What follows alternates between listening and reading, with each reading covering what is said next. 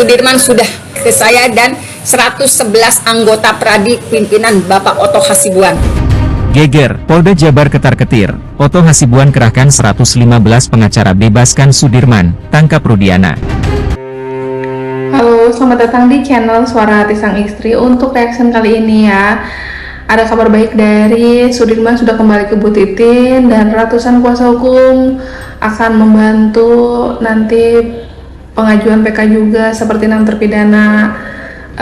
Jadwalnya nanti ditentukan lagi ya, kemungkinan setelah 6 terpidana duluan ya gitu. Yang penting Sudirman segera dipindahkan ke lapas Kesambi Cirebon. Nah, untuk lebih detailnya nih penjelasan dari proses Ibu Titin yang konsisten membantu 7 terpidana dari tahun 2016 sampai 2024 masih terus semangat membantu para terpidana di kasus Vina ini. Kita simak bareng-bareng yuk. Sudirman sudah dan keluarganya sudah menyerahkan kuasa kembali ke saya dan 111 anggota Pradi pimpinan Bapak Oto Hasibuan. Berarti yang sebelumnya sudah dicabut, Bu? Jadi begini, ceritanya begini. Pada tanggal, saya kan dapat informasi tanggal 19 Agustus 2024 kalau Sudirman sudah ada di Bancai. Tetapi di balik informasi itu saya juga punya kesedihan, keluarganya punya kesedihan karena pada tanggal 14 Agustus 2024 ada surat pernyataan yang disampaikan oleh Sudirman bahwa dia tidak mau ditengoki oleh siapapun, hanya kedua orang tuanya dan anggota dan pengacara yang ditunjuk oleh Polda Jabar. Artinya kakaknya sendiri nggak bisa nengokin. Nah, berdasarkan pernyataan itu saya tentu saja gregetan lah, maksudnya ini kok kenapa Sudirman nggak mau ketemu sama yang lain, sama kakaknya, karena yang bisa berkomunikasi dengan baik itu kakaknya, yaitu Beni Indrayana. Akhirnya saya memaksakan walaupun sudah ada dengan bantuan pengacara Oto Hasibuan yang nanti dikawal oleh pengacara lainnya dari Pradi. Ini tuh jadi kayak perang antara pengacara dan kepolisian gak sih? Karena demi membebaskan Sudirman ya akhirnya semua pengacara turun tangan. Ini sebegitu kuat ya bantuan dari mungkin doa orang tuanya ya kan, orang tuanya Sudirman mungkin doanya udah tembus ke langit. Dengan bantuan pengacara nanti akankah Sudirman bisa segera bebas ya? Seperti bagi Setiawan sebelumnya dinyatakan tidak bersalah, ini kan sudah terlanjur lah dengan penyiksaan Sudirman, dengan perlakuan mentalnya yang sampai dipenjara di lapas perempuan. Itu kan benar-benar miris ya gitu. Kenapa dia laki-laki ditempatkan di lapas perempuan? Itu juga mengganggu mentalnya Sudirman semakin buruk nggak sih gitu. Nah, untuk lebih detailnya kenapa Sudirman ini yang paling miris gitu keadaannya, kita simak dari sini nih mentalnya tuh kenapa gitu ya. Dan akhirnya Sudirman dapat ditemui oleh keluarga dan pengacaranya. Kemudian Sudirman telah menyatakan penasihat hukumnya adalah kembali kepada Ibu Titin Prilianti. Jadi menurut dari keterangan Ibu Titin bahwa Sudirman ini mengalami suatu penyiksaan lagi di Polda yang dilakukan oleh oknum-oknum tertentu. Sudirman ini adalah kunci yang dipegang oleh para penyidik, karena menurut penyidik keterangan Sudirman ini sangat memberatkan. Para penyidik ini memanfaatkan kekurangan dari Sudirman ini. Sudirman ini dinyatakan memiliki kekurangan, entahlah bahasanya apa ya, kalau bahasa kesehatannya itu dikatakan idiot enggak, tapi dikatakan mungkin kekurangan nalar ya. Jadi keterangannya itu selalu berubah-ubah. Kemudian kalau ngomong itu kadang nyambung, kadang tidak. Jadi dia memiliki kekurangan lah dalam arti tanda petik. Nantinya sekarang ini para penasehat hukumnya sekarang yang telah ditangani oleh Pradi juga telah mengajukan assessment kepada LPSK untuk memeriksa seberapa kompetennya si Sudirman ini. Jadi agar dapat dinyatakan apakah Sudirman ini memiliki cukup kemampuan untuk mempertanggungjawabkan apa yang ia katakan, ataukah Sudirman ini tidak dapat diminta pertanggungjawabannya atas perkataannya karena kekurangannya. Nah, tanda petik kekurangannya ya, saya bilang, karena saya bukan ahli dari kesehatan yang menyatakan EQ orang itu seberapa yang mengalami kekurangan. Jadi nyata sekali bahwa penyidik ini merekayasa kasus ini memanfaatkan Sudirman. Jadi ayo netizen yang cerdas, kita kawal juga Sudirman ini agar mendapatkan perlakuan yang baik, kemudian mendapatkan keadilan dan tidak dimanfaatkan untuk di kasus rekayasa ini.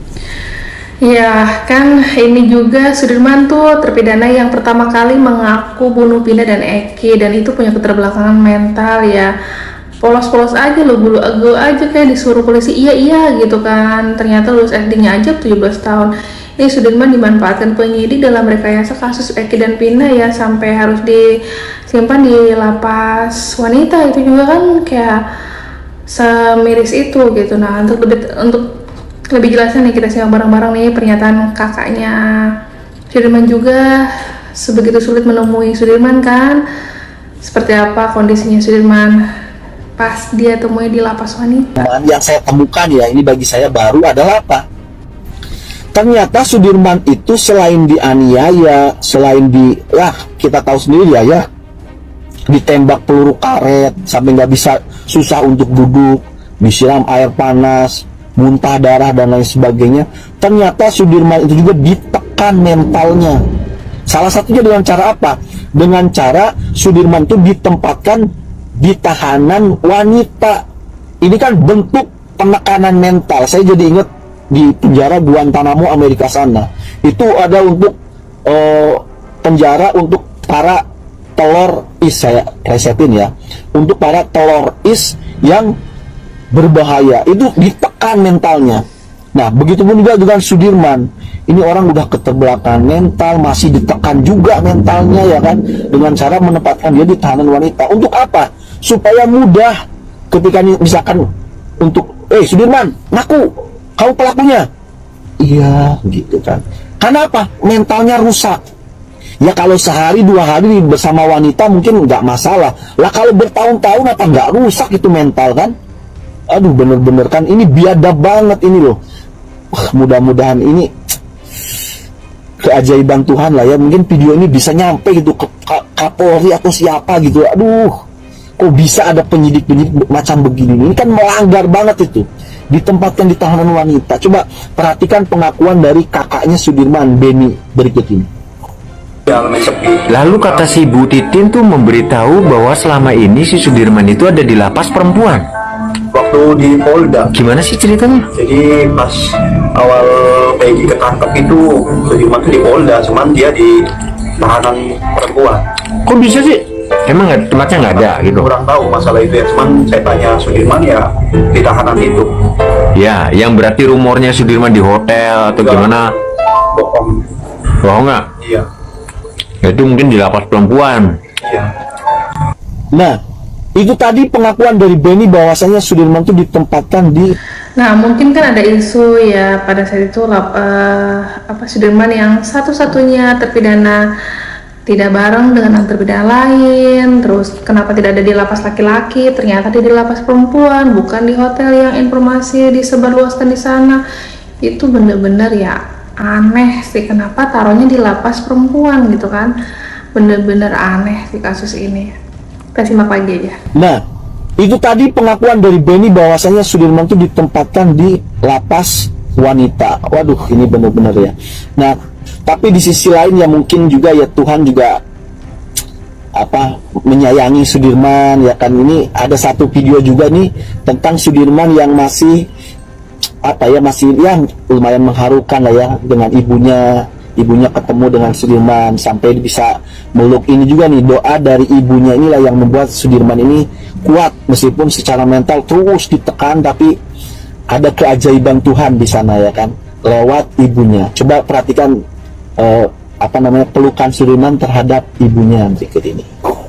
Cuman ya, mungkin fisiknya terlihat baik-baik aja, tapi mentalnya bener-bener tidak sehat gitu. Dan ini untungnya orang tuanya masih ada, masih bisa ketemu ibunya, sedih.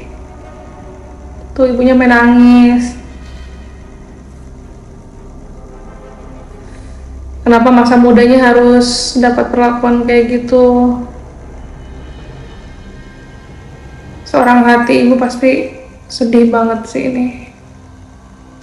Makanya ratusan pengacara sekarang turun semua ya, dari Pradi yang dipimpin oleh Oto Hasibuan, the best gitu. Segera diproses aja untuk dibebaskan 7 terpidana ini ya. Gara-gara kakaknya Pina kan, Marlena ini yang terus mencurigai motornya tidak ada kerusakan parah, tapi adiknya meninggal dengan tragis itu sih. Dan ini mereka kan kuli bangunan ya, bukan anak geng motor. Hanya Ripaldi yang kenal sama anak-anak geng motor itu pun karena senjata tajam itu yang benar-benar jadi disangkut pautkan, dilibatkan lebih jauh. Ya udah, dijadikanlah kasus pembunuhan pemerkosaan viral. Jadinya kasus ini meledak dan ada keajaiban selama 8 tahun ini bisa diungkap lagi setelah di kasus Vina ini ya. Tunggu aja nanti yang 6 terpidana 4 September 2024 perdana pra-peradilan sidang ya. Kita nanti lihatnya saksi siapa aja yang dipanggil, baik dari pihak oknum sebelumnya kepolisian ataupun penyidik dan lain-lain, terusnya semuanya diungkap lagi dari nol lagi semuanya. Penasaran sih seseru apa nanti sidangnya ya, ditunggu banget sidangnya 6 terpidana dan Sudirman yang akan menyusul juga ya. Nanti update terus di Kiran Suara Hati, banyak-banyak komentar aja di bawah ya. Bye, makasih udah nonton.